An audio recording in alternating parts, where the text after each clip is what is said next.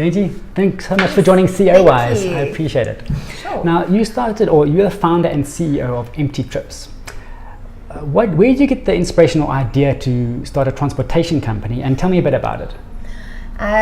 So firstly, I was not in the logistics industry before. It was truly one of those aha moments when you see an issue and you leverage all of your skills needed to create something new. So it was a simple road trip back from Durban to Joburg, and I started noticing all the trucks that are running empty, and then you also see some trucks that are overloaded, which is also a security and a safety risk. And then I started putting two and two together, that it's actually a mismatch between demand and supply. And you can't obviously address all of the mismatch, because obviously there's more cargo moving from Durban to Joburg than vice versa. Yes. And you can't address that. But by optimally matching that demand and supply, simple economic theory, you would, one, optimize, reduce cost, and it's better for the environment. And that's kind of where the initial concept started. And I started working on a prototype in Excel. So the algorithm is a multiple if function. And Excel uses basically the deck space matching of a truck, train, or plane, and the max capacity carrying capacity of a vehicle moving in a direction, and it finds a possible match.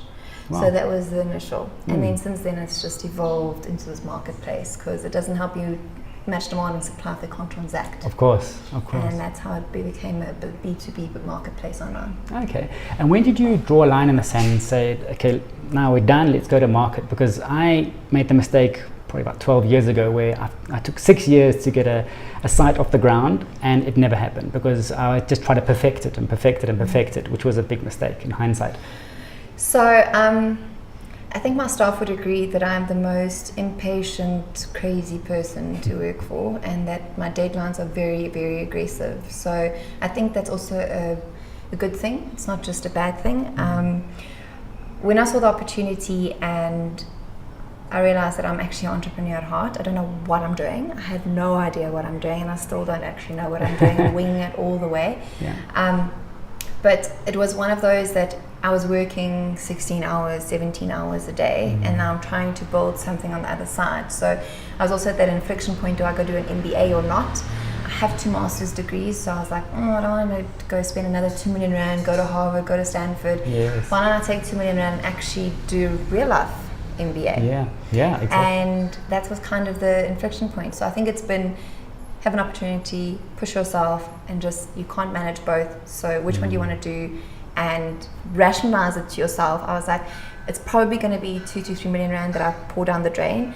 Probably the same cost as the MBA, which you also don't know what the outcome is going to be. Exactly. And that's kind of when I just plunged in. Wow. And in the beginning, were you very protective of your idea? Did you get people to sign NDAs, or were you? I always say that you can try build what I've built. The economy of ideas is rife, but the currency of execution is lacking. Okay. And when you have things at risk, like my livelihood was at risk, my savings was at risk, my career, my reputation, everything was at risk, you make it happen. Yeah. So, yeah. And I know you touched on bootstrapping it yourself, but I mean, I know from having a creative agency, I know what websites cost and how long they take. So you did bootstrap it yourself, and you didn't get investors in. Was that, in hindsight, the best choice? I don't think it's just the best choice. I think it was the only choice. Okay. At the end of the day, when you go with an idea to a fund or a VC or even an angel, they like tap you on the back and they're like, why don't you bring something, a minimum viable product, and show that you've tested it before I sign my checks. And also at the same point, like, I wanted to prove to myself that this is actually a viable product. And before spending anybody else's money, I wanted to know that I'm at risk. I'm taking the risk, I'm diving in, and if I'm not willing to invest my own money, I shouldn't be expecting someone else's money. In October though, that said, building a platform and a technology and creating an environment or an ecosystem of users, because it's B2B and the courting process is very long, you need runway.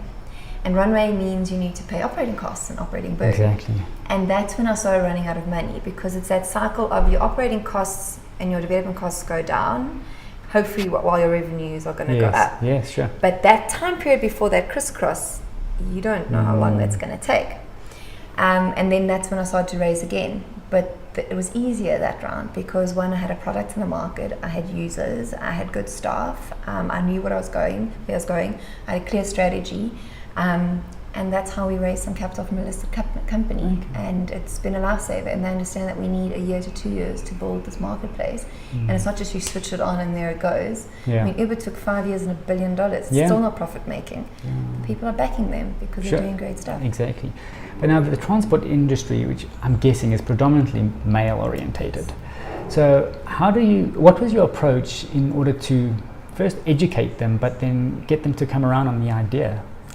So I also have a very dominant female team, which some people say is tricky in this business, but I have found the absolute opposite. Because it's so male dominated, and because I start any meeting with, I'm not a logistics expert, I just saw a gap and I'm trying to help.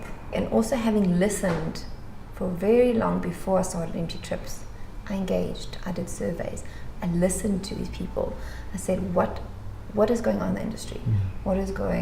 What do you need? And all of those things. So whenever you're in a meeting and they challenge you with, but what about this? What about that? Someone's tried this, but it failed because of X, Y, Z. I'm like, I know.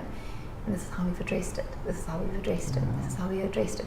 So every time when you leave a meeting, they're like, you've thought of everything. Exactly. The model is smart. It's different. It's refreshing. What do you think is the best way to keep that traction going in a startup? Sure. Keeping a team motivated in a startup is actually really hard. So it's an exciting time, but it's also stressful, like I said. Like, it's month to month and it's anxious, and sometimes you win, sometimes you lose. You also, because you're constantly developing and innovating, you're not always, you can promise things to clients, but then you rely on the developers, and then they can only develop so quickly.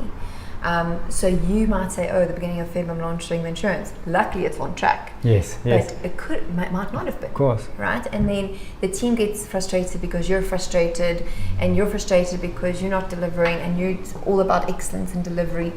So keeping traction, I think, is one, keeping your team motivated, being kind and fair to them,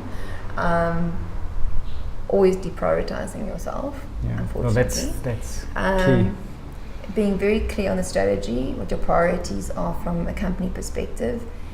Managing your personal crazy, I think, is something, and not taking on too much too quickly. And your vision for Empty Trips right in the beginning, has that changed now you're way down the process? Based on the different milestones you've reached? I think it's not just the milestones. I think as you learn about the industry, you're going to pivot. Okay. And when we do surveys with clients, we actually did a very interesting one last week, and the 3 products that we're bringing online over the next 6 months were the top 3 most valued services that we offer. So what we currently offer is obviously important, but what we're planning is even more important, and that gives you insight into, well, we could have only known these top 3 through the year that we've been live, because we've been listening again. Of course. What do you need? What do you want? How can we digitize that? How can we automate that? I mean, the vision now is that we will be the flexible on-demand exchange for all logistics related services that is warehousing on demand. So when you need a space in a warehouse for a week, where do you go? Come to Empty Trips. When you need a slot on a train, where do you go? You come to Empty Trips. So the rail exchange is in development. The road ENC. So just migrating from just this road carrier platform into this big supernova. So it's pivoted significantly. Yes.